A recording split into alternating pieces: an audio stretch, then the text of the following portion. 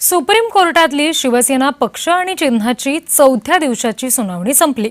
आजही कपिल सिब्बल यांनी उद्धव ठाकरे यांच्या बाजूने युक्तिवाद करत निवडणूक आयोगाने घेतलेले निर्णय कसे घटनाविरोधी होते आणि कार्यकक्ष बाहेरचे होते हे सांगितलं। एकनाथ शिंदे यांनी मुख्य नेतेपदी त्यांची झालेली निवड सांगितली, त्याबाबत सुद्धा बेकायदेशीर ही गोष्ट असल्याचा युक्तिवाद सिब्बल यांनी केलेला आहे। कोर्टामध्ये काय युक्तिवाद झाला ते ग्राफिक्सच्या माध्यमातून बघूया।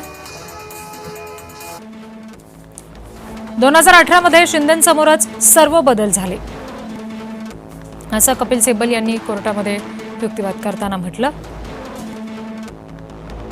पक्षात फूट पडलेलीच नाही असंही त्यांनी सांगितलं।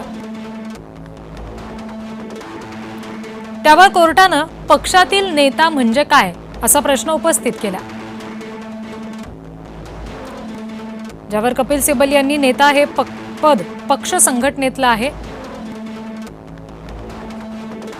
आणि आयोगाने केलेल्या सगळ्या गोष्टी कक्षेबाहेरच्या आहेत असं सिब्बल यांनी म्हटलं।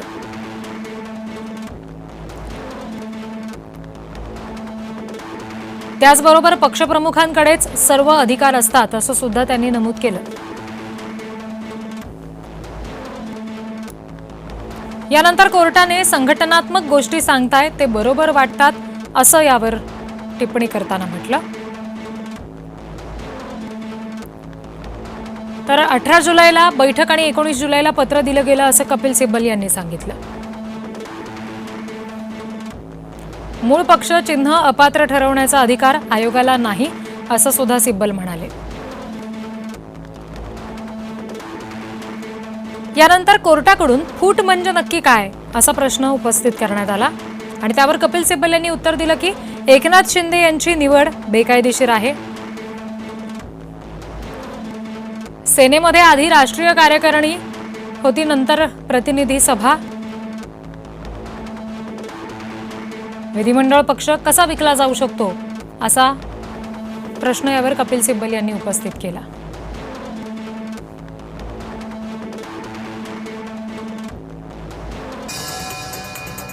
तर या सुनावणीनंतर दोन्ही शिवसेनेच्या नेत्यांनी काही प्रतिक्रिया दिलेल्या आहेत, त्याही बघूयात।